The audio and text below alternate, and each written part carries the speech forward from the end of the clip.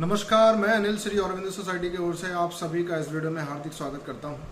हम शिक्षा में सुनिवेश नवाचार कार्यक्रम ZIIEI द्वारा विकसित एक सुनिवेश नवाचार के बारे में आपसे विशेष चर्चा करेंगे। इस वीडियो में मैं आपको अभिनव शिक्षण तकनीक के अंतर्गत उत्तर प्रदेश के शिक्षकों द्वारा विकसित एक सुनिवेश नवाचार के बारे में आपको बताने जा रहा हूँ, जिसका नाम है थीम आधारित उपस्थिति। इस वीडियो में मैं आपको महाराष्ट्र के हिंदी विषय के कक्षा 3 के पाठ क्रमांक 3.14 आओ रसोई घर में जाएं पाठ का नाम है, इसके बारे में मैं आपको बताने जा रहा हूं। साथ ही साथ मैं आपको यह भी बताऊंगा कि आखिर इस नवाचार को इस पाठ के साथ सम्मिलित करके हम किस प्रकार से कक्षा में क्रियान्वयन कर सकते हैं।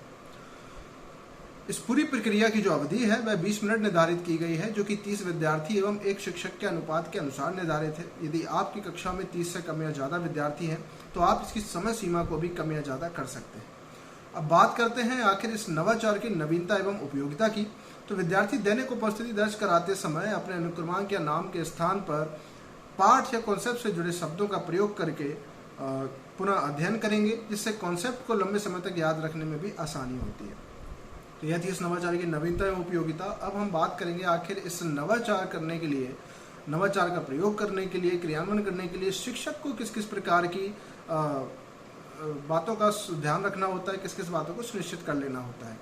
तो शिक्षक विद्यार्थी के साथ यह सुनिश्चित कर ले कि इस पाठ का पहले से ही सभी विद्यार्थियों को पढ़ा दिया गया हो या उनके द्वारा पढ़ लिया गया हो, या फिर इस जो कॉन्सेप्ट है, कॉन्सेप्ट का निर्माण भी करा दिया गया हो। इन बातों को सुनिश्चित कर लें, तभी इस नवाचार को हम कक्षा में क्रियान्वयन कर पाएंगे। अब बात करते हैं कि कक्षा में इसको किस प्रकार से क्रियान्वयन करना है, इस बारे में मैं आपको बताने जा रहा हूँ।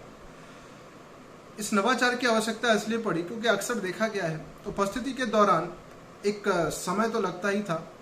उस समय विद्यार्थी अक्सर कुछ ही विद्यार्थी होते थे जो उपस्थिति के दौरान अलर्ट रहते थे। बाकी सभी विद्यार्थियों को देखा गया है कि कुछ तो अपने होमवर्क करने में या गृहकार्य करने में व्यस्त रहते थे। कुछ विद्यार्थी अपने बीते हुए खेल के बारे में बात कर रहे होते हैं। कुछ विद्यार्थी आपस में ही बात करने में लगे हुए होते थे।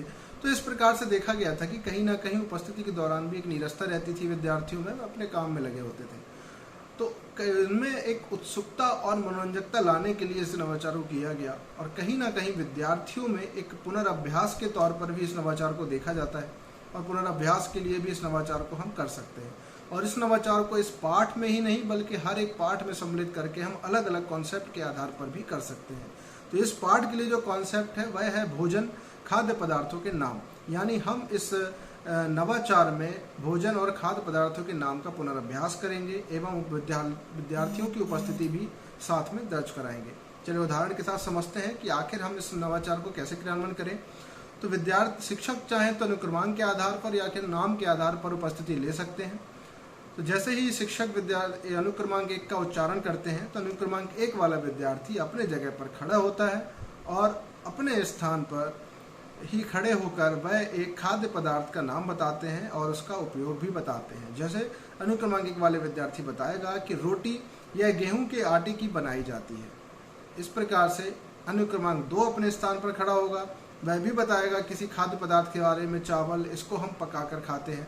तो इस प्रकार से एक एक करके सभी विद्यार्थियों का नंबर आएगा और वह एक एक करके इस कॉन्सेप्ट के आधार पर एक उदाहरण देकर अपनी उपस्थिति दर्ज करा लेंगे, और यह सब प्रक्रिया पहले से ही विद्यार्थियों को बता देनी चाहिए। तो इसी प्रकार से इस पूरी प्रक्रिया को हम कक्षा में क्रियान्वयन करेंगे, और एक ही पाठ में नहीं, हर एक पाठ में हम अलग अलग कॉन्सेप्ट के आधार पर ये प्रक्रिया को कर सकते हैं।